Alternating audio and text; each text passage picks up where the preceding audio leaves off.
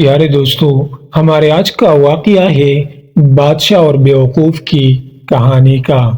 ایک دفعہ ایک ملک تھا جس کا بادشاہ بڑا ہی نرالا تھا، جو مختلف طرح کے مقابلے کروایا کرتا تھا۔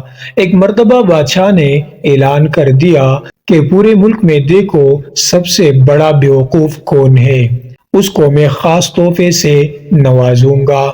اب سب لوگوں نے عقل مندی کے مقابلے تو سنے تھے، مگر کسی نے بیوقوفی کا مقابلہ نہ سنا تھا۔ سب لوگ تعجب میں تھے، لیکن بہرحال بادشاہ کا حکم تھا، اس کو پائے تکمیل تک پہنچانے کا انعقاد کیا گیا۔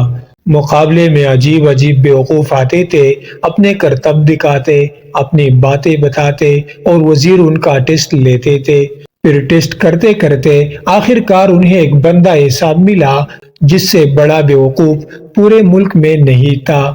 اسے بادشاہ کے سامنے لا کر کھڑا کر دیا گیا۔ کہا گیا، بادشاہ سلامت، یہ ہمارے ملک کا سب سے بڑا بیوقوف ہے۔ بادشاہ نے کہا چیک کر لیا۔ کہا چیک کر لیا۔ بادشاہ نے اپنے سونے جواہرات سے بڑی مالا اتاری اور بیوقوف کو پہنا دی۔ بیوقوف بڑا خوش ہو کر گھر آیا۔ ابھی تھوڑے دن ہی ہوئے تو بیوقوف کو پتا چلا کہ بادشاہ سلامت بڑے بیمار ہے۔ بیوقوف نے ارادہ کیا اور چلا گیا بادشاہ کے پاس۔ کہا، بادشاہ سلامت، کیا حال ہے آپ کا؟ سنا ہے بڑے بیمار ہو گئے ہیں۔ بادشاہ نے کہا، بس اب تو اس جہان کو چھوڑ کر جا رہا ہوں۔ بیوقوف نے کہا، اچھا آپ کہیں اور جا رہے ہیں؟ مزید کہنے لگا، کہاں جا رہے ہیں؟ اس کو یہ بھی نہیں پتا تھا کہ مرنا بھی ہوتا ہے۔ تو بادشاہ کہتا ہے، میں اس دنیا کو چھوڑ کے دوسری دنیا میں جا رہا ہوں۔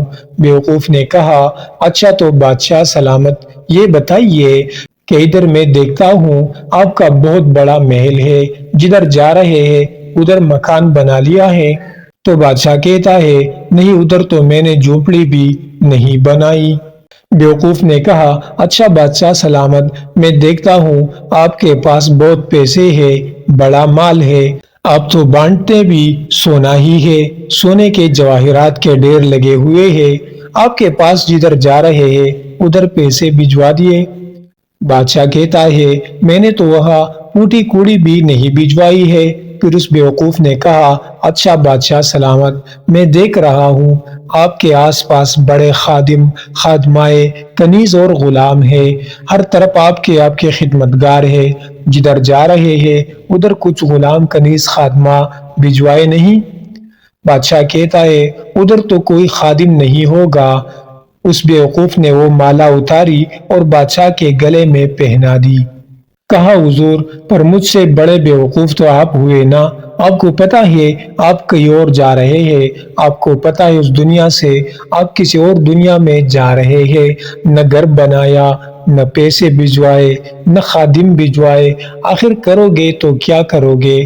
بیوقوف کی یہ بات سن کر بادشاہ تو کیا، سب وزیر مشیر حیران ہو گئے، اور آج دیکھیے ہم دنیا کا مال جمع کرنے میں لگے ہوئے ہیں، یہ پتہ ہونے کے باوجود کہ اگلے جہاں میں یہ دنیا کا مال ہمارے کسی کام کا نہیں آنا۔ اس لیے بہتر یہ ہے کہ دنیا کے ساتھ آخرت کی تیاری کو بھی ترجیح دے۔ اللہ ہم سب کو دین حق پر چلنے والا بنائے، آمین۔